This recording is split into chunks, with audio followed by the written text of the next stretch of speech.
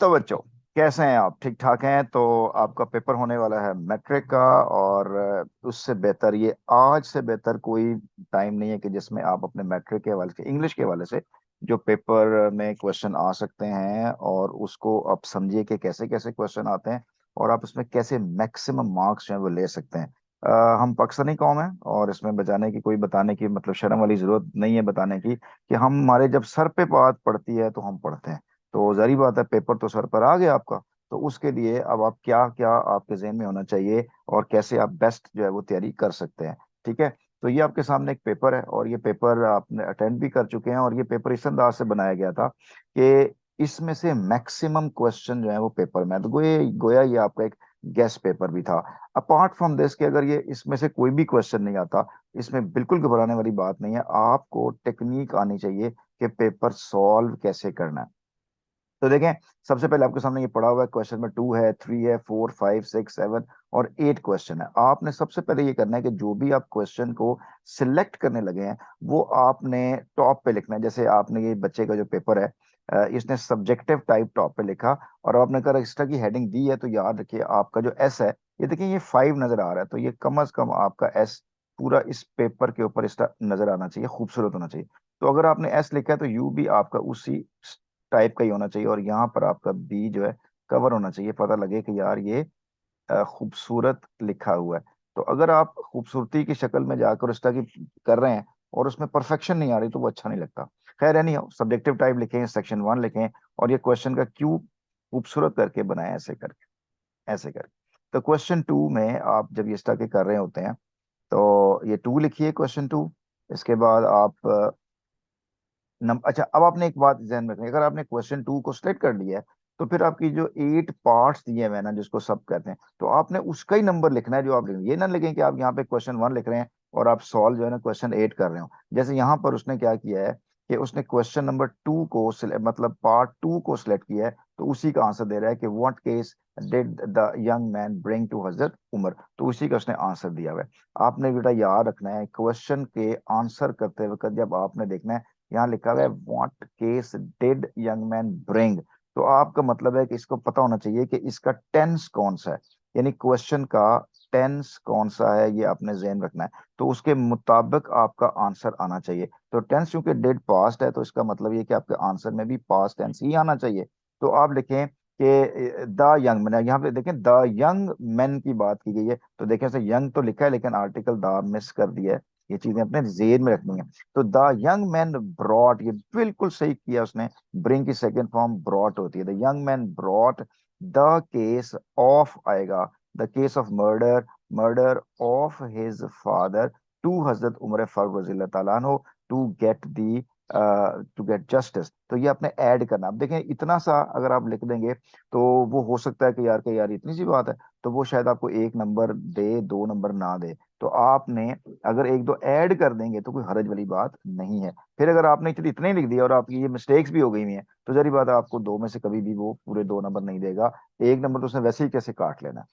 ठीक है। तो ये आपने चीजें ध्यान में रखनी है। इसके बाद उसने क्वेश्चन नंबर 1 को सिलेक्ट किया, वो था on what condition was the criminal allowed to leave, तो उसने फिर यहाँ पे 1 लिख दिया और यहाँ पे लिख दिया क्रिमिनल वाज अलाउड।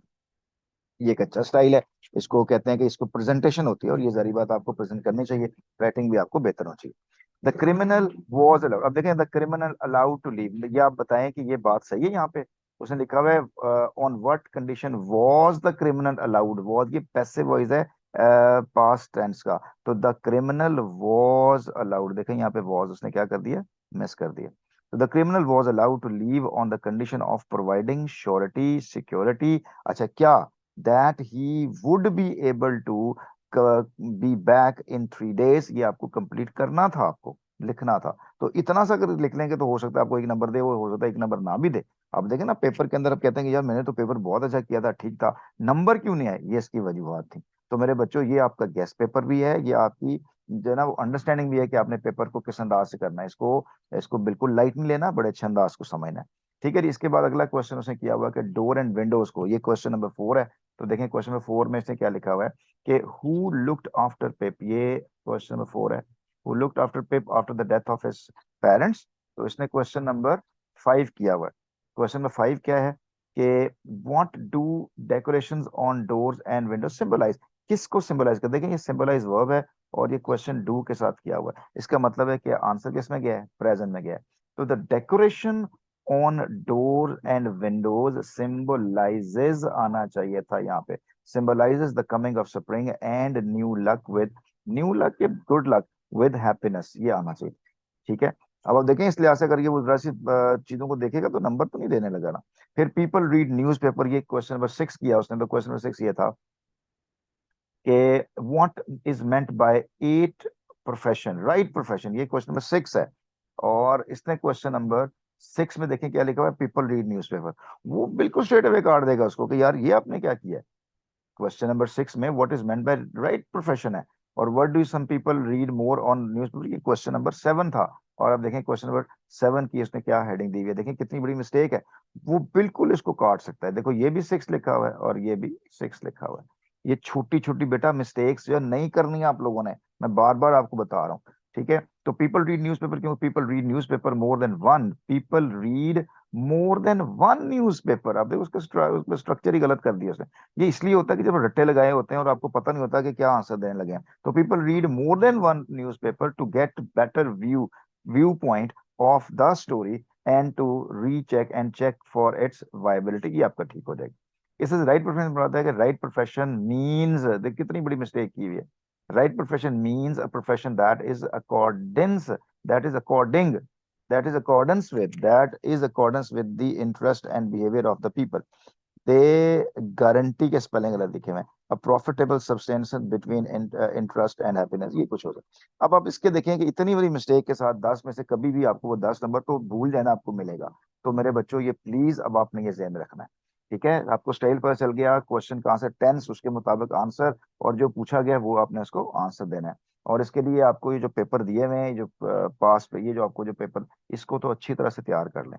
और जो लेसन के एंड में दिए हुए हैं उसको एक दफा रिवाइज जरूर करें और एक दफा लिख के जरूर देखें, ये 10 नंबरों का मसला है।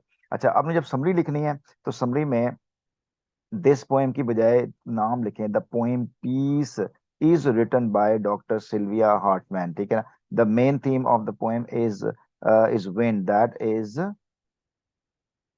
इज फियरेंस, अब ये बताएं क्या लिखा, while in range but gentle at its core, we have to experience storms to enjoy peace, ये बिल्कुल ठीक लिखा हुआ है। In the poem the poets describes, बिल्कुल ठीक लिखा हुआ है, the destruction and chaos brought about the, अब देखें अपेरेंट फेज, अब अपेरेंट के स्पेलिंग गलत लिखे हुए हैं। ए आपने जब, भाई ए ये लिखना है अपेरेंट, आपने ए भी कैपिटल लगा दिया पी भी कैपिटल लगा दिया, ये नहीं करना था आपने। ठीक है, तो and smashes everything, it is intense, full stop, it is so intensed, intense होता है, it is so intense that it form, अब देखें सिर्फ फास्ट है, it forms a monster, she further explains, ये क्यों मिस्टेक हो रही है, she further explains there level of everything what ever, ये देयर भी गलत है, value well, it ruins on blows, it run on blows, it ruins and blows everything, ये भी गलत लिखा हुआ है। In this way it takes या breaks all the work done by man, by man हो जाए मैन हो जाए। ठीक है ना, मोर ओवर के बाद कॉमा लगाते हैं, मोर ओवर द पोएटस होना चाहिए, the poets describes the wind of the pavement etcetera. अब आप जब पोएम लिख रहे हो तो आपने इसको 3 पैराग्राफ बना लें, वैसे तो समरी के अंदर पैराग्राफिंग होती ही नहीं है, लेकिन for the sake of beauty आप पहले बताएंगे कौन सा किस पे लिखा हुआ है, इसने क्या थीम थी, और उसके जो मेन मैसेजेस है कि वो क्या मैसेज देना चाहता है, वो आप छोटे छोटे इंसिडेंट्स लिख सकते हैं। अच्छा जी, is very pleasant, the bright blue sky is देखो ये क्या लिखा हुआ है, the bright blue sky is seen होना चाहिए इसके साथ, is very seen very well, when the cool gentle breeze starts होना चाहिए था। यार ये छोटी छोटी ग्रामर की मिस्टेक्स नहीं करनी मेरे बच्चों आप लोगों ने। ठीक है, चलो अब हम क्वेश्चन, अब में आता है ये क्वेश्चन 7 है, और इसकी आपने जब पेयर वर्ड करने हैं तो ये पेयर वर्ड में भी अच्छा स्टाइल लगा हुआ है, इसको फॉलो कर सकते हैं। The cool breeze starts outside, the cool breeze blows के साथ आता है, स्टार्टेड या स्टार्ट्स टू ब्लो के साथ आना चाहिए, स्टार्ट्स टू ब्लो, कि वो चलना शुरू हो गई है। It is cold outside, it is cold today, ये ठीक लिखा हुआ है।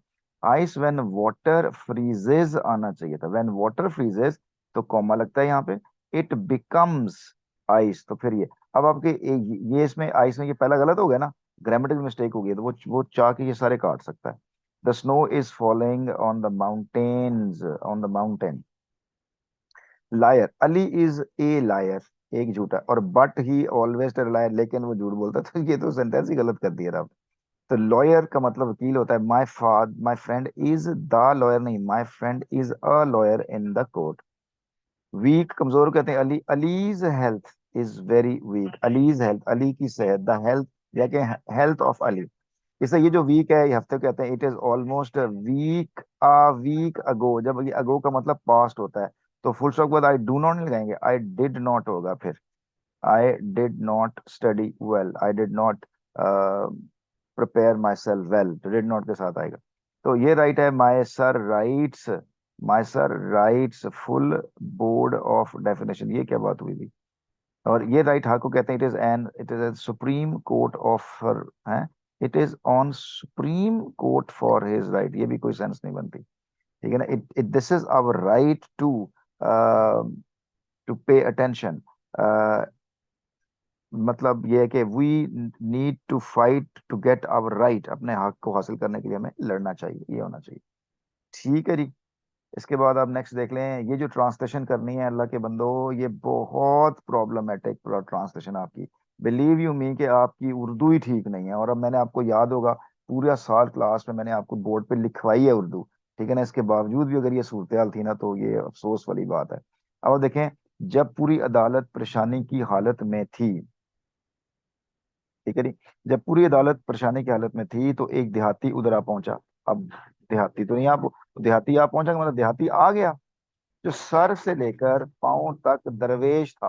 वो दरवेश थोड़ी था, वो तो सर से लेकर पांव तक पसीने में शराबोर था। जैसे ही दाखिल हुआ, उसने खलीफा को मुखातब किया। देखे मुखातब कैसे लिखा हुआ है।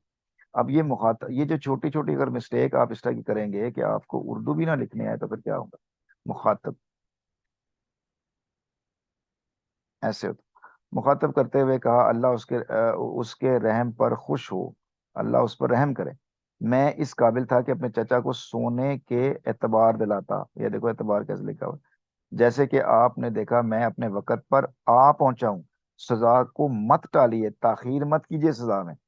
अब इसके साथ तो ये 3 नंबर क्या है, इसको तो 2 नंबर भी नहीं मिलना चाहिए इसको, जिस अंदाज से चीजें बनी हुई है। ठीक है जी। अब आप आगे चलें, ट्रांसलेशन इनटू इंग्लिश के अंदर भी, this is the night of winter, we were sleeping, suddenly someone knocked at the door, me and my father woke up. बेटा ये क्यों मिस्टेक करते हो, ये आई होता है, my father and I woke up होता है, my I and my father woke up, we thought it might be a thief, that's why we doing नहीं होएगा, we we put the gun, we took the gun, and we went, past tense में जाएगा, we went to the door, my father asked, पता नहीं क्या लिखा हुआ, is there on the door, who is asked, who is on the door, asked who was on the door, इसका भी हो सकता है। इस the answered me a poor man, I open the door, he came inside and gave him food, he thanked, ये ठीक लिखा हुआ है, अस एंड वेंट अवे। ठीक है। वो यार मेरे बच्चों, ये अब छोटी छोटी मिस्टेक्स को मैं क्या करूं आपको, ये आप समझिए प्लीज इसको। क्वेश्चन 6 में, ये जो आपकी नरेशन है, नरेशन देखिए हम सारा साल करते रहे, इसके बावजूद आप मिस्टेक करेंगे। टोल्ड जो है, ही टोल्ड हर, ये पहला पार्ट है, ये टोल्ड पास्ट है। इस पास्ट के बाद अगर हमने दैट लिखा हो, तो दैट के बाद आने वाला हर वर्ब पास्ट में जाएगा, एक्सेप्ट कि वो यूनिवर्सल ट्रूथ हो। तो he told her that she might live long होना चाहिए, शी माइट लिव लॉन्ग। मे की सेकंड फॉर्म माइट होती है। They said that how well she sings, जब आपने दे सेड कहा, तो दे सेड दैट, अब हाउ के साथ हम दैट नहीं लगाते। तो ये चूंकि उस वो बता रही है कि कितना अच्छा गाना गाता है, तो expressed they exclaimed with wonder how she sangs very well, she sang very well, ये आना चाहिए था इसको। She said that she did not went, अब डिड नॉट के बाद कौन वर्ब की सेकंड फॉर्म लगाता है भाई, she did not go to school होना चाहिए था yesterday. She asked where do I live, तो होता ही नहीं है ना, she asked where I lived के साथ होना चाहिए, वेयर आई लिव्ड। ये हम कितनी दफा क्लास में डिस्कस किया था, I really ashamed of it कि यार मैंने पढ़ाया हुआ आपको समझ में नहीं आ रही थी। अच्छा, ही रिक्वेस्टेड, अब देखो ही के बाद आपने ही रिक्वेस्ट लगा दिया, ना ही रिक्वेस्ट लिखा है ना ही रिक्वेस्टेड लिखा है, तो he requested me to help him in his work, ये आपका ऐसे ठीक हो जाएगा। ठीक है जी। इसके बाद ये आपने जो ऐसे लिखा है, ऐसे में याद रखिएगा, ऐसे लिखते वक्त कभी भी आपने स्टोरी नहीं लिखनी।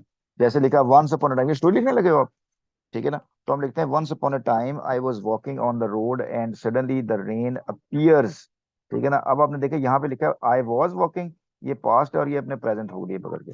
आई got wet be the rain was very fast and it does not stop, अगर अब ये डज नॉट स्टॉप प्रेजेंट में लगा दिया आपने। I was going to the office to give the job interview, I was a very bad interview, to very good. तो good for some people but for me it was very bad because, अब ये bad के बाद full stop लगाया आपने, तो because capital क्यों नहीं लगाया आपने। My job interview was destroyed by the rain day.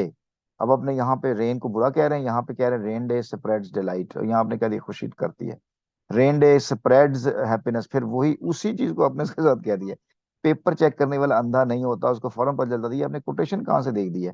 फिर आपने वही, आपने ये होता है बेवकूफ बनाने वाला, एग्जामिनर को बड़ा बुरा लगता है कि यार आप उसको चीट कर रहे हो, वो कभी भी आप उसका नंबर नहीं देता। इसके लिए बेस्ट भी ये होता है कि आप जो ऐसे से लिखे होते हैं ना कहीं से, उसको मेरा बच्चा कहीं पढ़ के उसको देखें कि वो कैसे लिखे हैं, फिर प्रैक्टिस करें। ये शो करता है कि आपने कभी ऐसे जिंदगी में नहीं लिखा। ठीक है जी। अब मैं इसके बारे में, अब ऐसे के वाले से मेरे बच्चों, आपको बात याद, मैंने आपको कई दफा बात बताई थी, कोई भी ऐसे हो, आपने 5 पैराग्राफ लिखने हैं, मतलब एक सेंटेंस, 5 पैराग्राफ लिखने हैं। पहला पैराग्राफ क्या लिखना है आपने, इंट्रोडक्शन लिखनी है आपने, इंट्रोडक्शन लिखना है। इंट्रोडक्शन के बाद आपने क्या करना है, पैरा नंबर 2, पैरा नंबर 2, ये तो आपका इंट्रोडक्शन 1 हो गया ना पैराग्राफ। इसके बाद आपने पैरा नंबर 3, इसके बाद आपने क्या करना है, पैरा नंबर 4, और असली लास्ट में पैराग्राफ क्या होगा, कंक्लूजन, कंक्लूजन। ये आपने ऐसे ऐसे लिखना है। आपका सपोज आपका इंट्रोडक्शन रेनी डे था, तो आपने बताना था कि रेनी डे क्या होता है। कहता है जी the day in which we have a rain is is called usually rainy day. तो रेनी डे के अंदर आपने इंट्रोडक्शन के अंदर 5 सेंटेंस लिखने हैं, वो इस तरह सेंटेंस लिखेंगे कि आपके नेक्स्ट 5 पैराग्राफ कंप्लीट हो सकें। तो रेनी डे क्या होता है, it brings joys and happiness for the people and specially, अच्छा अब आपका ये सेंटेंस हो गया, it brings happiness for the people. ये आपका ये सेंटेंस नंबर 1 में बताया रेनी डे क्या होता है, ये मैं बता रहा हूँ आपको। ये आपका पहला सेंटेंस, ये आपका दूसरा सेंटेंस, ये तीसरा, ये चौथा, और ये आपका 5वां सेंटेंस। पहले सेंटेंस बताया कि रेनी डे वो दिन होता है जिसके अंदर बारिश आ रही होती है। अगला सेंटेंस हम लिखना है कि rainy day makes most of the people happy. फिर आप लिखते हैं रेनी डे के अंदर आप क्या करते हो, ठीक है। और इसके बाद एक ऐसा दिन आपने बताएंगे जिसमें आपने वो रेनी डे को कैसे एंजॉय किया, और एंड में आप इसकी कंक्लूजन लिख देंगे। ये आपका एक पैराग्राफ, पहला इंट्रोडक्टरी पैराग्राफ होगा। इस इंट्रोडक्टरी पैराग्राफ के अंदर जो आपने ये लिखा था ना, इट मेक्स एवरीबॉडी हैप्पी, इसको आपने इस पैराग्राफ के अंदर डिटेल से एक्सप्लेन करना है कि कैसे जो है वो रेनी डे लोगों को खुश करता है। वो ऐसे खुश करता है कि गर्मी का सीजन होता है, लोग गर्मी से पागल हुए होते हैं, फिर जब बारिश होती है तो जनाब जी मौसम खुशगवार हो जाता है, फूल खिल उठते हैं, बाहर ठंडी हवाएं चलती हैं, लोगों का दिल करता है बाहर निकलने के लिए, और उनका मूड खुश हो जाता है। ये आप पैराग्राफ यहाँ पे लिखें। ठीक है। फिर आपने यहाँ पे पैराग्राफ में सी में क्या लिखा था कि what people do on the rainy day. तो रेनी डे के ऊपर क्या करते हैं कि लोग जो है वो, उनका चूंकि मूड बड़ा अच्छा खुशगवार हो जाता है, तो वो खाने पीने की तरफ जाते हैं। तो वो पकौड़े बना रहे होते हैं, पकवान बना रहे होते हैं, खुशबू फैल रही होती है, ठीक है ना। और उस दिन लोग जो है वो स्पेशल गैदरिंग करते हैं, बच्चे बाहर निकल जाते हैं, सड़क की गलियां भर जाती हैं पानी से, और उसमें वो एंजॉय कर रहे होते हैं। यहाँ पे आप लिखेंगे। ठीक है। इसी तरह से आप बताएं इस पैराग्राफ के अंदर कि आपने खास रेनी डे के अंदर क्या किया था, और एंड में आप लिखें कि people often pray for rainy day to have more often, उसमें ब्रेक मिलती है, they become happy and all that. ये था आपका स्ट्रक्चर। इस पे आपको नंबर मिल सकते हैं। प्लीज बेटा जी इसको फॉलो कीजिएगा। Still you have got time with you to understand all this things. आपका पूरा दिन मौजूद है, और अपने आप को एलोकेट करें, उसके लिए आप कर सकते हैं। ठीक है जी। और इसमें कोई ऐसी चीज जो मैं आपको बताना चाह रहा हूँ, जो आप मुझसे पूछना चाहते हैं, you can ask me any question. यहाँ पेपर पर वापस आ जाते हैं। ये जो चेंज द नरेशन में आपको सारी कर देता हूँ। ही सेड टू हर में मे यू लिव लॉन्ग के अंदर ही प्रेड आएगा यहाँ पे, he prayed her that she might live long. They said how well you sang, तो they expressed with wonder how well, how मतलब, सर यहाँ पर परेड फॉर नहीं आएगा, ही यहाँ he he prayed prayed for for her, her. He prayed for her, बिल्कुल ठीक है। और they expressed with wonder that she sang वेल, ऐसे हो जाएगा। She said did you I did not go to school yesterday. तो she said that, ये she said that, you आ जाएगा I को, जिसके साथ मर्जी कर लें, I को she के साथ. She said that she had not gone to school yesterday होगा यहाँ पे, had not gone के साथ आएगा. She said where you live, तो she asked where I lived के साथ. She said I do not agree with you. She said that she did not agree with me. Or he said please help me in my work. He requested that I should help him in his work. ये होना चाहिए. The teacher will say you have done your work. बेटा यहाँ will लगा हुआ है, future है, तो इसका tense नहीं change करना. Please remember it. The teacher will say that I have done my work well. ये होना चाहिए. The teacher says the patient is still in the state of coma. ये says present है, tense नहीं change करना. The doctor says that the patient को भी change नहीं करना, is still in a state of coma, full stop. बस इतना ही करना है आप लोगों ने. ठीक है जी. अब मैं आपका माइक आपको ऑन है, आपको कोई क्वेश्चन पूछना चाहते हैं तो you can ask this question very well. आप क्वेश्चन पूछ लें, आई कैन आंसर दिस. ठीक है. एक बच्चे अक्सर क्वेश्चन पूछते हैं कि ऐसे कितना लिखना चाहिए. याद रखिएगा, ऐसे आपको मैंने 5 पैराग्राफ राइटिंग टेक्निक बताई है, 5 पैराग्राफ जरूर लिखें, उसमें कोटेशंस लिखें और खुद से बनाने की कोशिश ना करें प्लीज. वो ये होता है कि बैड इंप्रेशन देता है, वो गुस्से में आके आपको सारे नंबर काट देगा. ठीक है. अगर आपको नहीं आती कोटेशन ना लिखें, लेकिन ये है कि पैराग्राफ के अंदर कोई ऐसा सेंटेंस हाईलाइट कर दें जो आपने वो लिखा हो. ठीक है, बस इतने काफी है. और कोशिश करें कि 5 पैराग्राफ हो, 4 पैसे पैराग्राफ पेपर तक ले जाएं. 4 पैसेज का मतलब पता क्या होता है? देखो, एक ये पैराग्राफ, एक ये देखो मैं आपको बताता हूँ. एक ये पेज 1 पैराग्राफ, ये 2 पेज, ये 3 और ये 4. इस तक अगर आप ले जा सकते हैं तो दैट्स वेल एंड गुड होगा. इससे ज्यादा जाने की जरूरत नहीं होती. ठीक है जी. और बेटा जी कोई बात इस हवाले से पूछना चाहते हैं तो you can ask question. Sir जो ऐसे की लेंथ है वो, जो अगर बुक पे हम देखें तो वो हम्म. सर जी 2 पेजेस, 2-2.5 पेजेस का होता है, तो हम 2-2.5 पेजेस का लिखें या बिल्कुल देखें, तीन साढ़े आपने तीन देखो पेज बात सुने, मैं ये जैसे मैंने आपके सामने ये एक ऐसे आपके सामने लिखा हुआ है, इसके मैंने एक स्ट्रक्चर बनाया है. इस स्ट्रक्चर को आप स्प्रेड करेंगे ना तो ये 1.5-2 सफों पे चला जाए, कोई बात नहीं है. लेकिन ये कि आपने कंटेंट सही लिखा हो, आपने जो पूछा गया वो सही लिखा हो. ये गलत मिथ है कि जी वो गिठे मार्क पे नंबर देते हैं, ऐसा कुछ नहीं होता. आपको जितना रिक्वायर है वो लिखें, आपको नंबर जरूर मिलेंगे, ऐसी कोई बात नहीं है. ठीक है ना. जैसे ये जो कोटेशन दी, मैं view of rainy day is very wonderful to see, quotation mark लिखा हुआ है. और किसकी कोटेशन मार्क है? ये एग्जाम में गुस्सा आता है इस बात के ऊपर कि ये क्या किया. वो कहता है मुझे चीट किया उसने, वो नंबर काट देता है सारे के सारे. ठीक है जी. चलें जी, और कोई बातचीत और कोई क्वेश्चन जो आपके जहन में हो किसी किस्म का? सर एमसीक्यूज जरा एक बार जो है ना उनका व्यू दे दे। एमसीक्यूज का? हाँ जी। एमसीक्यूज का मेरे जहन में नहीं रहा पेपर, यहाँ पे एमसीक्यूज का है ही नहीं मेरे पास. वो चले मैं आपको आपके पास है पेपर एमसीक्यूज का पड़ा हुआ? पेपर पड़ा कहीं आपके पास? ढूंढना पड़ेगा, मैं देखता हूँ। देखो किसी बच्चे के पास एमसीक्यूज पड़ा हुआ है तो वो अपनी उसको मैं शेयर करता हूँ, वो पिक्चर दे सेंड कर दे मुझे, मैं भी शेयर कर देता हूँ उसको. जी. नहीं है? चले उसको मैं ना अलग से उसका पिक्चर बना के आपको भेज दूंगा. ठीक है. चलें जी, आज के लिए इतना काफी. प्लीज फॉलो कीजिएगा. और अभी से जितने कुछ आपको पेपर मिले हुए हैं, पास पेपर देखे हुए हैं, उसको एकदम रिवाइज कर लें. किसी किस्म को कोई मसला आ रहा है, still you can ask me. जब भी आपको मौका मिलता है, जब भी आपका दिल करे, आस्क क्वेश्चन, ताकि आपके नंबर जो है वो अच्छे आ सकें. ठीक है जी. अपना बेटा बहुत सा ख्याल रखिएगा. इंशाल्लाह होप सो कि आप मुझे टेक्स्ट करेंगे सर बहुत सा पेपर हुआ. ठीक है जी. अल्लाह हाफिज बेटा.